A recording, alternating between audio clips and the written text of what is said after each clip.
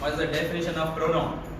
A word which is used instead of a noun. A word which is used instead of noun, that is called pronoun. A word which is used in place of noun is called pronoun. A word which takes place of noun is called pronoun.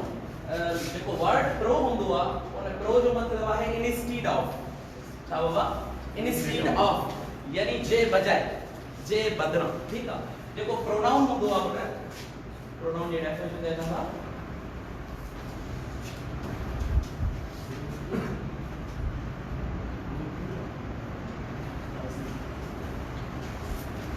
Pronoun takes place of noun. Pronoun इसमें जी जाए वठन होगा, ठीक है? थोड़ा सा definition है ना. A word which is used instead of noun चेस होगा, ठीक है? A word which is used to avoid the repetition of noun.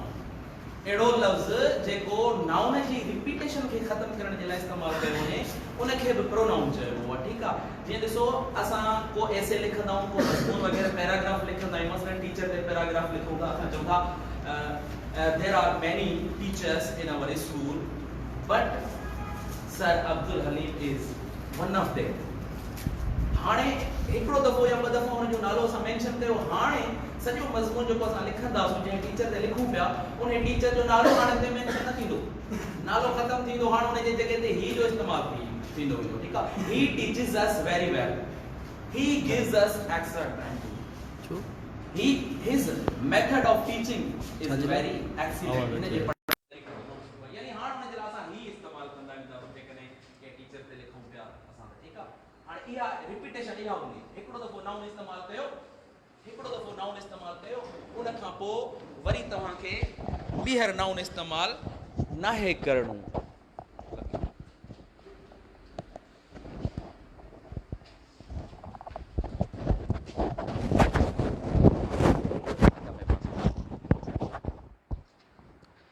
हिकिड़ो दफ़ो नाउन इस्तेमालु करणो आहे, उन खां पोइ वरी अॻिते असांखे रिपीटेशन नाहे करणी, यानी सॼे मज़मून में असां जेकॾहिं टीचर जो नालो ॾींदा अचूं त असांखे ॾाढो ऑकवर्ड लॻंदो, ठीकु आहे? मज़मून ई अजीब थी वेंदो, असांखे वणंदो ई कोन, ठीकु आहे? अच्छा, हाणे pronoun takes place of noun, pronoun इसम जे बजाए इस्तेमालु थींदो आहे, ठीकु आहे पुटु? अच्छा, प्रोनाउंस कहिड़ा हूंदा आहिनि बाबा? ख़बर आहे कंहिंखे? प्रोनाउंस कहिड़ा हूंदा आहिनि? आई, V, U, the, he, she, it, ही असांजा प्रोनाउंस आहिनि, ठीकु आहे पुटु? आई, V, U, the, he, she, it, ठीकु आहे? हिननि खे असां प्रोनाउंस ॾींदा आहियूं. अच्छा, पर हिननि जो केस कहिड़ो आहे बाबा? सब्जेक्टिव केस आहे. छा आहे बाबा? सब्जेक्टिव केस, ठीकु आहे? केसिस जे बारे में तव्हां लास्ट लेक्चर में सिखियो आहे, ठीकु आहे? साईं मुबीन साहब तव्हांखे ॿुधायो पिए. सब्जेक्टिव केस उहो हूंदो आहे जेको सब्जेक्ट थी करे इस्तेमालु थिए. A pronoun which is used as a subject, that is called subjective case, ठीकु आहे? जेको सब्जेक्ट जे लिहाज़ सां इस्तेमालु थिए उनखे असां सब्जेक्टिव केस चवंदा आहियूं, ठीकु आहे? इन्हनि जा असां ऑब्जेक्टिव केसिस बि ठाहींदा आहियूं. छा बाबा? ऑब्जेक्टिव केसिस ठाहींदा आहियूं. ऑब्जेक्टिव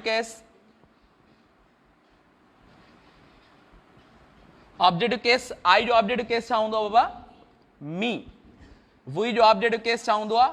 अस. यू जो ऑब्जेक्टिव केस यू, साॻियो ई थींदो. दे जो ऑब्जेक्टिव केस them. He जो ऑब्जेक्टिव केस him. she जो ऑब्जेक्टिव केस her.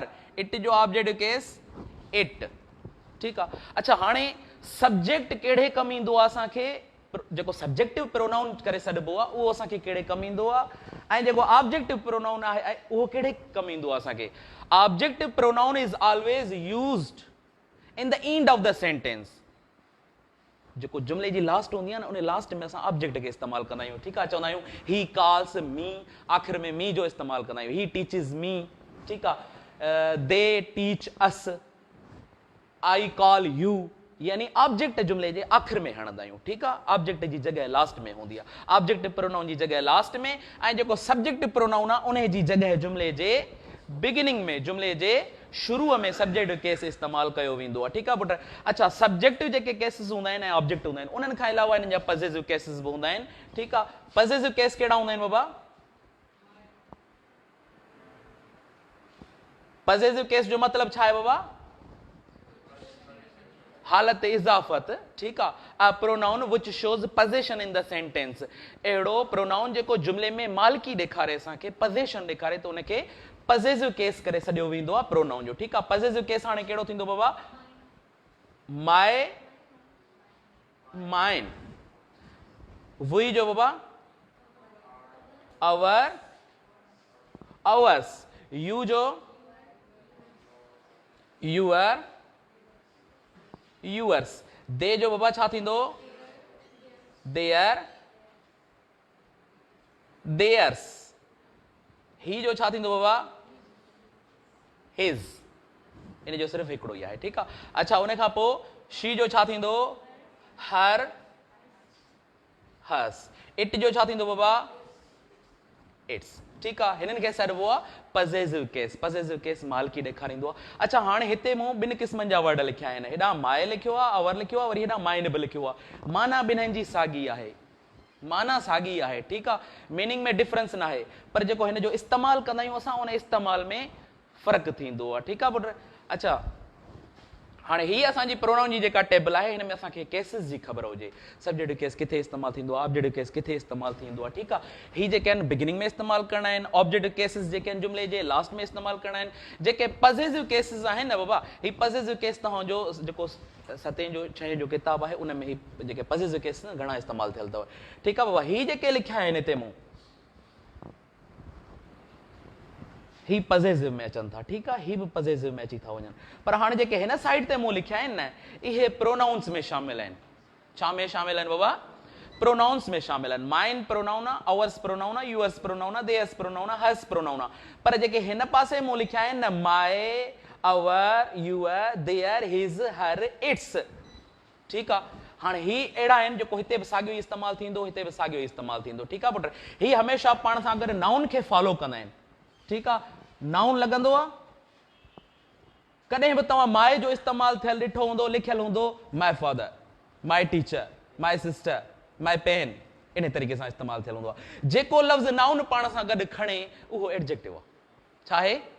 जेको लफ़्ज़ पाण सां गॾु नाउन खणे उहो एडजेक्टिव आहे, ठीकु आहे। त यानी ही लफ़्ज़ असांजा एडजेक्टिव तौरु इस्तेमालु थींदा आहिनि। My pen, our pen, your pen, their books, his car, her pen, its horns, noun गॾु अथसि त पोइ एडजेक्टिव आहिनि इहे, ठीकु आहे, एडजेक्टिव तौरु इस्तेमालु थींदा आहिनि। ऐं ही जेके लफ़्ज़ आहिनि इहे प्रोनाउन थी करे इस्तेमालु थींदा आहिनि। दिस पेन इज़ माइन, दैट पेन इज़ माइन, दिस पेन इज़ यूअर्स। जॾहिं जुमिले जे लास्ट में तव्हांखे का शइ इस्तेमालु करणी आहे न, जेकॾहिं अहिड़े क़िस्म जो सेंटेंस लिखियलु हुजे दिस बुक इज़ डैश, ठीकु आहे। हीअ एक्सरसाइज जेका अथव 7 जे किताब में अथव। दिस बुक इज़, हेठां जेकॾहिं असां लिखूं था माइन, माय, यूअर, कहिड़ो वर्ड दुरुस्त आहे हिते?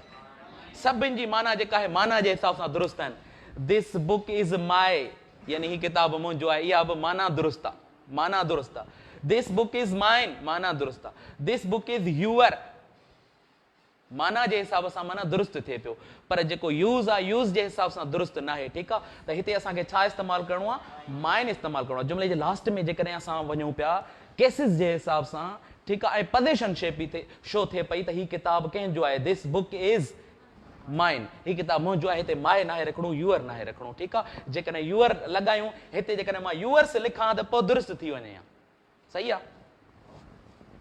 अच्छा बाबा, हाणे ही जेके प्रोनाउन असां लिखिया आहिनि ही कहिड़े प्रोनाउन में अची था वञनि? हिन खे असां प्रोनाउन जो पर्सनल प्रोनाउन छॾींदा आहियूं। कहिड़ो प्रोनाउन छॾींदा आहियूं बाबा? पर्सनल प्रोनाउन छॾींदा आहियूं, ठीकु आहे। अच्छा जेको पर्सनल प्रोनाउन हूंदो आहे न, उन पर्सनल प्रोनाउन जे अंदरि बि उन जा क़िस्म हूंदा आहिनि, ठीकु आहे। Pronoun is always use instead of noun, pronoun हमेशह नाउन जे बजाए इस्तेमालु थींदो आहे। नाउन खे उतां कढी छॾियो, उन जे जॻह ते तव्हां छा रखे छॾियो? प्रोनाउन रखे छॾियो, ठीकु आहे। जीअं असां चऊं था मोहम्मद उर्स इज़ स्पीकिंग इंग्लिश, असां चवंदासीं ही इज़ स्पीकिंग इंग्लिश, बजाए इस्तेमालु थी वियो, ठीकु आहे। हा, पर ईअं कोन्हे त हर जॻह ते इहो सिस्टम हलंदो, नाउन खे कढी करे उन जे जॻह ते असां प्रोनाउन पुट कयूं। कुछ अहिड़ा बि प्रोनाउन आहिनि, they are not used instead of noun but they refer to the noun. उहे नाउन ॾांहुं इशारो कंदा आहिनि, नाउन ॾांहुं इंडिकेट कंदा आहिनि, पर उन जे बजाए इस्तेमालु कोन थींदा आहिनि। जीअं ॾिसो असां दिस चवंदा आहियूं, ठीकु आहे, दिस प्रोनाउन तौरु इस्तेमालु थींदो आहे। चवंदा आहियूं this is a pen, this is a pen. हाणे पेन जे बदिरां त कोन इस्तेमालु कयोसीं, पेन त जुमिले में पई आहे साॻी, चऊं this is a pen, pen न इशारो करण जे लाइ इस्तेमालु थियो। You are the student, you are the student who called me yesterday, you are the student who called me yesterday। Student त पियो आहे जुमिले में, नाउन त पियो आहे, हू इस्तेमालु कयो थी नाउन ॾांहुं रिफर करण जे लाइ, ठीकु आहे। त यानी प्रोनाउन रुॻे नाउन जे बजाए कोन इस्तेमालु थींदो, उन ॾांहुं इंडिकेट करण जे लाइ, उन ॾांहुं इशारो करण जे लाइ बि इस्तेमालु थींदो आहे, ठीकु आहे। बाबा ही पर्सनल प्रोनाउन में अची था वञनि सभई असांजा, छा में था अचनि? पर्सनल प्रोनाउन में, ठीकु आहे। ही पर्सन जे लाइ इस्तेमालु थींदा आहिनि, आई पंहिंजे लाइ इस्तेमालु कंदो आहे माण्हू, वी जेकॾहिं असां साॻिया ॼमिया आहियूं त उते इस्तेमालु कंदासूं, यू जेको आहे उहो असां कंहिं ॿिए जे लाइ इस्तेमालु कंदा आहियूं। हिननि खे पंहिंजा पर्सनल नाला ॾिनल आहिनि अलॻि, हिन खे छा सॾिबो आहे बाबा? हिननि आई ऐं वी मां जेके बि अॻिते लफ़्ज़ ठहनि था फर्स्ट पर्सन प्रोनाउंस सॾिया वेंदा आहिनि इहे, ठीकु आहे। यानी तव्हांखे हीअ टेबल नथी अचे तव्हांखे नेरेशन सम्झ में ई कान ईंदी, आहे न ईअं? अच्छा, यू जेको आहे यू उनखे सॾिबो आहे बाबा सेकंड पर्सन प्रोनाउन, छा सॾिबो आहे? Second person pronoun. ऐं दे, ही, शी, इट, ही जेके बाक़ी हेठि असांजा सभई बचनि था इन्हनि खे छा सॾिबो आहे? Third person pronoun. छा बाबा? Third person pronoun. इहे वरी पर्सनल प्रोनाउन जा क़िस्म थी विया। हाणे असां खां केरु पुछे त फर्स्ट पर्सन प्रोनाउन छा आहे? फर्स्ट पर्सन प्रोनाउन आई ऐं वी फर्स्ट पर्सन छा आहिनि? A pronoun which is use for the person who is speaking. उन माण्हूअ जे लाइ असां लफ़्ज़ इस्तेमालु कयूं जेको ॻाल्हाए रहियो हुजे। हाणे मां तव्हां सां हिन वक़्तु ॻाल्हायां पियो, मां पंहिंजे लाइ प्रोनाउन इस्तेमालु बार बार कयां पियो, मां, I am speaking to you. पर जेकॾहिं साॻी जॻह ते साईं अब्दुल हलीम मूंसां गॾु हुजे पोइ चवंदासूं we are teaching you, we are standing here. यानी जेके ॻाल्हाईंदड़ माण्हू हूंदा उहे पंहिंजे लाइ इस्तेमालु कंदा। ऐं यू जेको आहे उनखे सेकंड पर्सन प्रोनाउन चइबो आहे। Second person pronoun is always use for the person whom you are speaking to, जंहिंसां तव्हां ॻाल्हाए रहिया हुजो उन जे लाइ तव्हां छा इस्तेमालु कंदो? यू इस्तेमालु कंदो। मां तव्हां सां ॻाल्हायां थो तव्हांजे नाले यू थो इस्तेमालु कयां, ठीकु आहे। अच्छा, they, he, she, it, these pronouns are called third personal pronouns. Third personal pronouns are always used for the persons whom about we are talking. Whom about we are talking. जिन जे बारे में असां ॻाल्हाए रहिया हुजूं, ठीकु आहे। थर्ड पर्सन प्रोनाउन जी सिंधीअ में माना हूंदी आहे ज़मीर ग़ाइब। ज़मीर ग़ाइब। पोइ घणा ॿार सोचींदा आहिनि ज़मीर ग़ाइब उहो आहे जेको हिते हुजे ई न, माना जेको छोकिरो हिते क्लास में न हुजे असां उन बारे में ॻाल्हायूं, हू अॼु हिते न आयो आहे, he is absent from the class today, ठीकु आहे। त उहो थर्ड पर्सन में आहे, न त थर्ड पर्सन में कोन्हे। भले असांजे साम्हूं मौजूदु हुजे, साम्हूं असांजे मौजूदु हुजे, पर थर्ड पर्सन आहे। जेकॾहिं असां ॿ ॻाल्हायूं था, मां ऐं तूं फर्स्ट ऐं सेकंड थी विया, उहे जेकॾहिं कंहिं ॿिए जे बारे में ॻाल्हायूं था त हू थर्ड पर्सन में अची थो वञे, सही आहे। अच्छा बाबा, ही पर्सनल प्रोनाउन में अची वियूं शयूं, ठीकु आहे। अच्छा, पर्सनल प्रोनाउन जेको हूंदो आहे उन पर्सनल प्रोनाउन खां पोइ असां पर्सनल प्रोनाउन जी जेकॾहिं असां खां कंहिं डेफिनेशन पुछे, डेफिनेशन लाज़मी कान्हे तव्हांजे लाइ टेस्ट में, पर ख़बर हुजणु घुरिजे असांखे। A pronoun which stands for the person, a pronoun which stands for the person that is called personal pronoun. उहो प्रोनाउन जेको माण्हुनि जे लाइ इस्तेमालु थिए त उनखे पर्सनल प्रोनाउन चइबो आहे। हा, हिन में वरी काफ़ी छोकिरा पुछंदा आहिनि, चवंदा साईं इट त जेको आहे माण्हुनि जे लाइ इस्तेमालु कोन्ह थींदो आहे। पुटु इट माण्हुनि जे लाइ इस्तेमालु असां कंदा आहियूं, ठीकु आहे। शयुनि जे लाइ इस्तेमालु थींदो आहे, जानवरनि जे लाइ इस्तेमालु थींदो आहे, साह वारनि शयुनि जे लाइ इस्तेमालु थींदो आहे, पर ही नंढड़ियुनि शयुनि जे लाइ बि इस्तेमालु कयो वेंदो आहे। जानदार शयूं, जीअं नंढड़ो को ॿार हुजे असां चई सघूं था it is a baby, it is a baby. हा, ईअं बि चई सघूं था त it is U, it is you who gave me that pain. इहो तूं आहीं जंहिं मूंखे इहा पेन ॾिनी। It is U, it is U, इहो तूं आहीं, ठीकु आहे। अच्छा, हाणे बाबा पर्सनल खां पोइ रिफ्लेक्सिव प्रोनाउन हूंदो आहे। छा बाबा?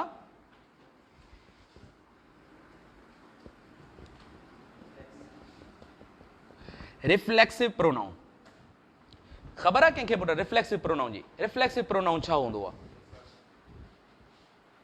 Is there anybody? Reflexive pronoun बाबा हाणे ही जेके न सभई बेसिक प्रोनाउन तव्हांजा ही अथव, इन्हनि रिफ्लेक्सिव प्रोनाउन इन्हनि मज़ा ठहंदो, ठीकु आहे।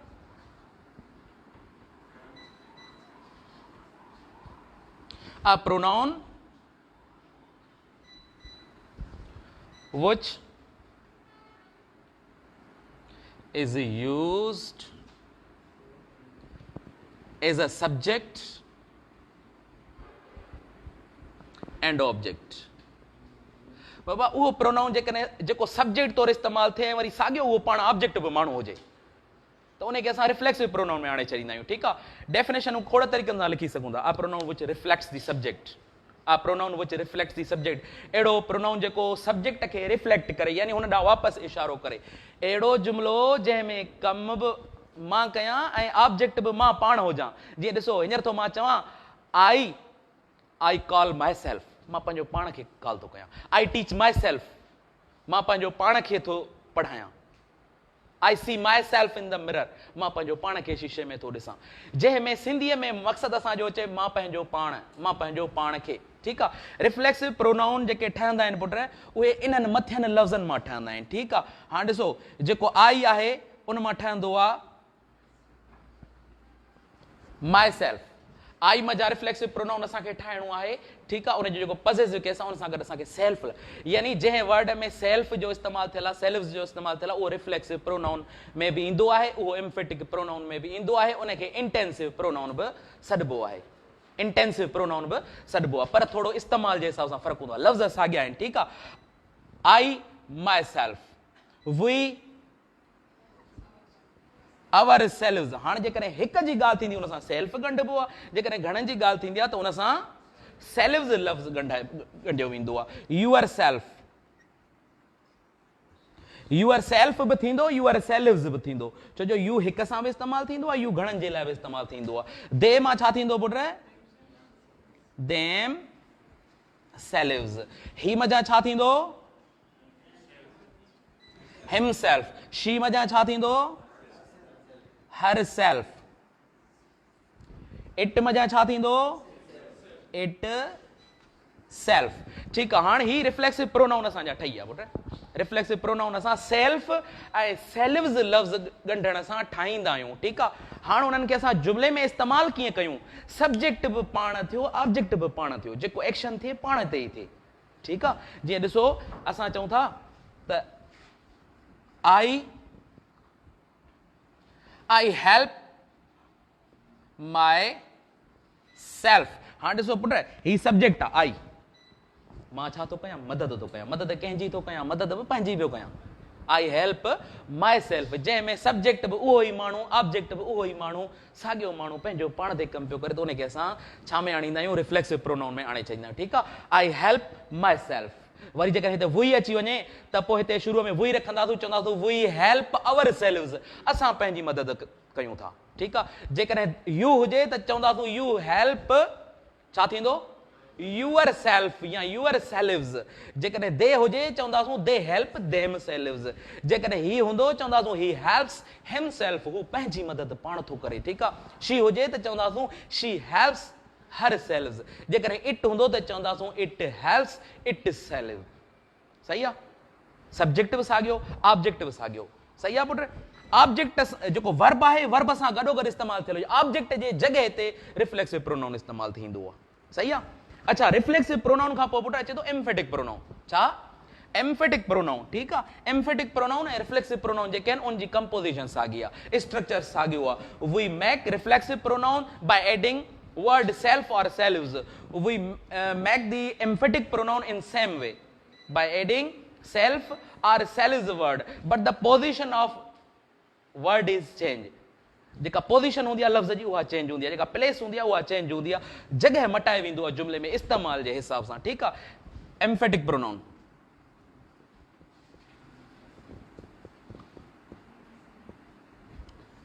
एम्फेटिक प्रोनाउन पुट, एम्फेटिक प्रोनाउन जी डेफिनेशन छा है? A pronoun which is used to emphasize the subject.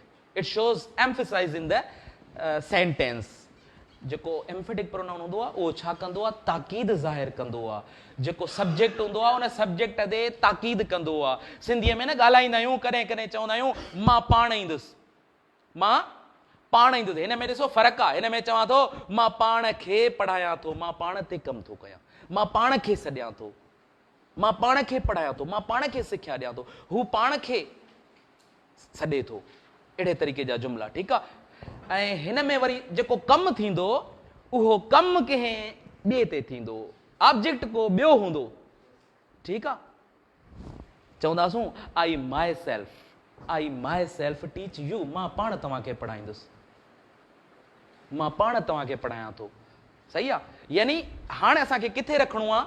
Emphatic pronoun में सब्जेक्ट सां गॾु रखिणो आहे। ठीकु आहे। उन में तव्हांजी जेका फॉर्मेशन थींदी, फॉर्मेशन तव्हांजी हीअ थी वेंदी त सब्जेक्ट लॻाए, सब्जेक्ट खां पोइ हिते तव्हां एम्फेटिक प्रोनाउन लॻायो, ई सां एम्फेटिक, पी सां प्रोनाउन। हाणे इहे साॻिया वर्ड असांखे पुट किथे करणा आहिनि? सब्जेक्ट सां गॾु पुट करणा आहिनि। सही आहे पुट। अच्छा ॾिसो हाणे पोइ जीअं अॻिते जुमिलो ठहंदो आहे वर्ब वग़ैरह ऑब्जेक्ट सभु शइ साॻी ठीकु आहे ॾिसो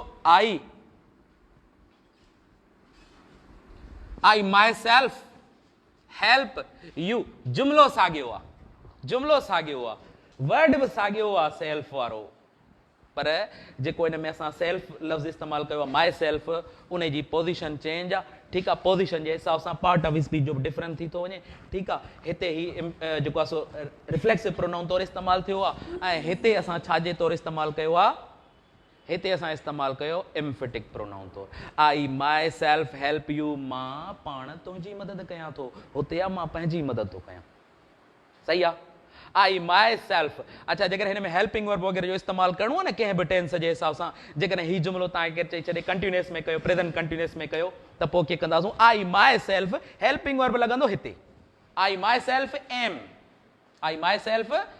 एम हेल्पिंग यू ठीकु आहे हेल्पिंग वर्ब असांखे सब्जेक्ट सां गॾु कोन्हे लॻाइणो आई एम माई सेल्फ कोन्हे चवणो आई माई सेल्फ एम पुट सम्झ में आयो हा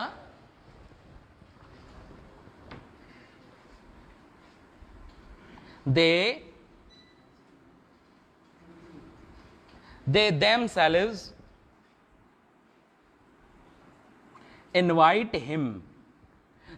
themselves invite him पुट हिन जुमिले जी माना अचे थी कंहिंखे they themselves invite him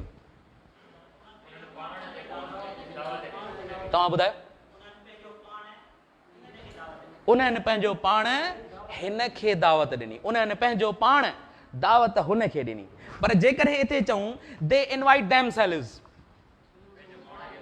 उहे पंहिंजो पाण खे दावत ॾियनि था ठीकु आहे पोइ कहिड़े में अची वेंदो रिफ्लेक्सिव प्रोनाउन में अची वेंदो पुट हाणे जेको रिफ्लेक्सिव असां लिखियो आहे न इन रिफ्लेक्सिव जेको एम्फेटिक लिखियो आहे इन एम्फेटिक खे इंटेंसिव प्रोनाउन बि चइबो आहे छा इंटेंसिव प्रोनाउन बि चइबो आहे कॾहिं कॾहिं नाला चेंज बि अची वेंदा आहिनि ठीकु आहे मथां हिते लफ़्ज़ लिखियलु हुजे word my self in part of speech is reflexive pronoun demonstrative pronoun distributive pronoun intensive pronoun त इंटेंसिव प्रोनाउन नज़र अचे त बि सम्झी छॾियो त उहो साॻियो ई आहे इन्हनि में अचे थो ठीकु आहे पुट नोट त कंदा आहियो न वीडियो मां हा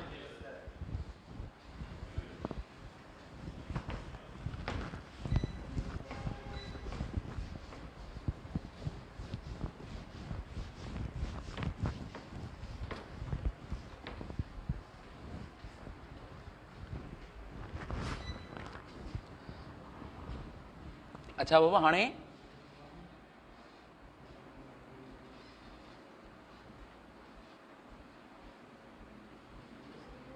इंटेरोगेटिव प्रोनाउन छा बाबा इंटेरोगेटिव प्रोनाउन ऐं relative pronoun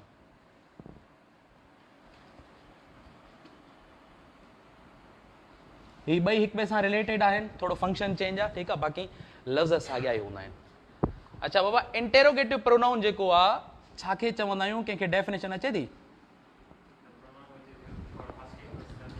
A pronoun which is used for asking question about anything, about any person. अहिड़ो प्रोनाउन जेको कंहिं बि माण्हूअ जे बारे में शइ जे बारे में सवाल पुछण जे लाइ इस्तेमालु थिए ठीकु आहे हिते सिंपल तरीक़े सां डेफिनेशन लिखां थो used to ask a question definition ठही वई used to ask a question पर हा तव्हां इन में लास्ट में नाउन लाज़मी चवंदा कयो used to ask a question about noun used to ask a question about noun जे बारे में सवाल पुछण जे लाइ इस्तेमालु कयो वेंदो आहे इंटेरोगेटिव प्रोनाउन ठीकु आहे पुट हाणे इंटेरोगेटिव प्रोनाउन असांजा आहिनि कहिड़ा कहिड़ा पुट वाट आहे ठीकु आहे हू आहे होम whose which बाबा ही जेके लफ़्ज़ लिखिया आहिनि हाणे ॾिसो प्रोनाउन रुॻो ई न आहे त आई V you they he she असांजा इहे प्रोनाउन आहिनि ठीकु आहे वाट हू होम whose which ही बि असांजा प्रोनाउन आहिनि अच्छा वाट जी माना छा हू माना केरु होम माना कंहिंखे whose माना कंहिंजो which माना कहिड़ो ठीकु आहे मीनिंग हिननि जी लाज़मी आहे छो जो माना असांखे न ईंदी त असां कंपोज़िशन खे कोन सम्झंदासीं कोई पैसेज अची वेंदो असां उनखे कोन कवर करे सघंदासूं। पुट ॾिसो हाणे जेको वाट आहे छाजे लाइ इस्तेमालु थींदो आहे? What is always used for the things. What हमेशह शयुनि जे लाइ। जेॾीमहिल शयुनि जे बाबति ॻाल्हाए रहिया हूंदव न तव्हां चवंदव वाट। मसलन तव्हां का शइ खाओ पिया, मूंखे ख़बर न आहे कहिड़ी शइ पिया खाओ, त मां चवंदुसि what are you eating, what are you eating. जॾहिं तव्हांखे कंहिं शइ जे बारे में नॉलेज न हुजे, उन शइ जे बारे में पुछण था चाहियो कंहिंखां, तव्हां यूज़ कंदव what. What are you eating, what are you doing, what are you thinking. तव्हां कुझु सोचो पिया, मूंखे ख़बर न आहे। मां तव्हांजे ज़हन में का न का त शइ हूंदी न, ठीकु आहे, का सोच हूंदी, उनजे नाले चवंदुसि what are you thinking.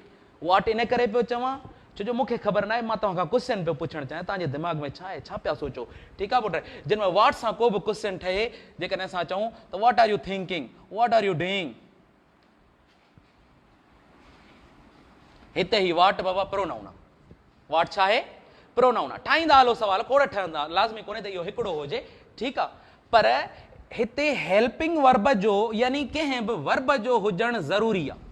Verb is M R वाज़ वर, ठीकु आहे। Can, could, will, shall, should, has, हैड, हैव, को न को हेल्पिंग वर्ब ज़रूर हुजे हिते, पोइ प्रोनाउन थींदो। जेकॾहिं इहा शइ नाहेसि त पोइ प्रोनाउन कोन थींदो। जेकॾहिं मसलन हिते मां लिखी छॾियां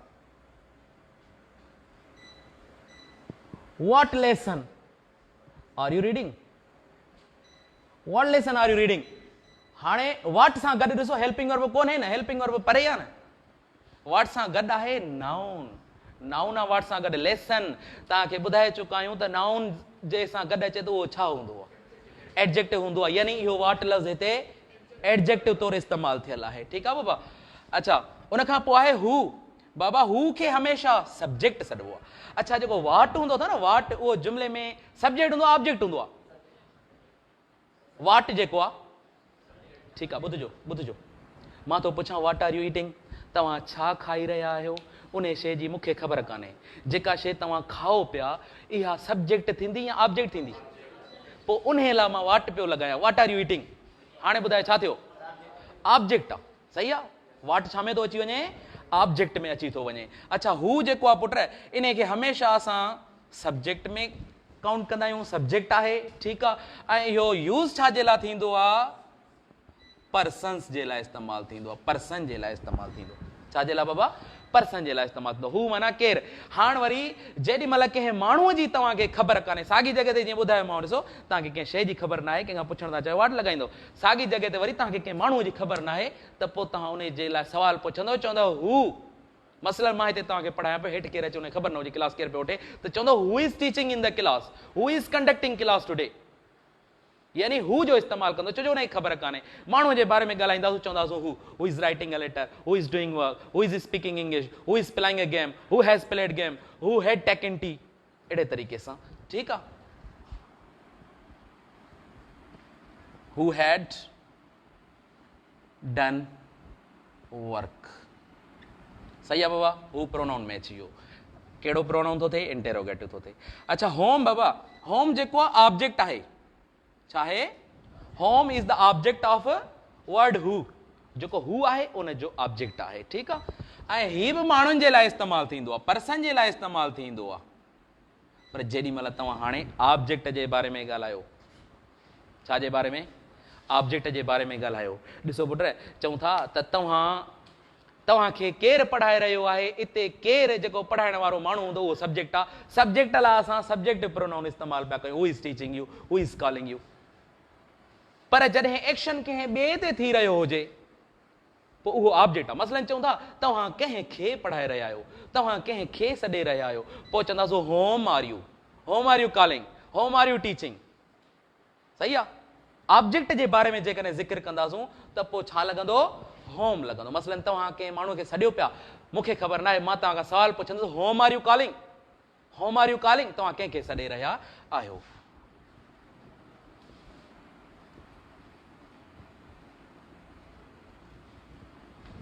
अच्छा, उन खां पोइ हूज़।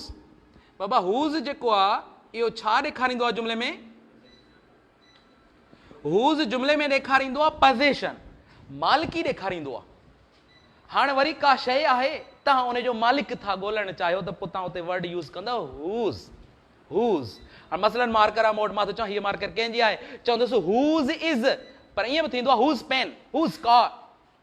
whose सां गॾु जेकॾहिं नाउन लॻल आहे त पोइ प्रोनाउन कोन्हे. whose सां गॾु असांखे इज़ जो इस्तेमालु करिणो आहे या आर जो इस्तेमालु करिणो आहे, पोइ थींदो वञे प्रोनाउन. ठीकु आहे. whose is this mobile. सही आहे पुट. अच्छा, उन खां पोइ which जेको आहे, जस्ट वन मिनट, which जेको आहे पुट इहो इस्तेमालु थींदो आहे थिंग्स जे लाइ प्लस पर्सन जे लाइ बि. पर्सन जे लाइ बि असां इस्तेमालु कंदा आहियूं which पुट. ठीकु आहे. ॾिसो कंहिं शइ जे बारे में मालूमात था वठणु चाहियूं. ठीकु आहे. छा चवंदासीं which is your pen. मूं वटि 2 पेनूं आहिनि, 2 पेनुनि मां तव्हांखे ॿुधाइण थो चाहियां कहिड़ी तुंहिंजी आहे. which is your pen, which is your pen. which सां गॾु is. ठीकु आहे. पोइ असांजो ही प्रोनाउन में अची वेंदो. जेकॾहिं which सां गॾु वरी नाउन रखे था छॾियूं which pen is yours, पोइ छा थी वेंदो, पोइ साॻियो एडजेक्टिव थी वेंदो. ठीकु आहे. माण्हूअ जे लाइ बि इस्तेमालु करे सघूं था. which is your friend, which is your friend. ठीकु आहे. which is his book. हिन जो किताब कहिड़ो आहे. ठीकु आहे पुट. That's all. बाक़ी जेके रहियलूं शयूं नेक्स्ट टाइम.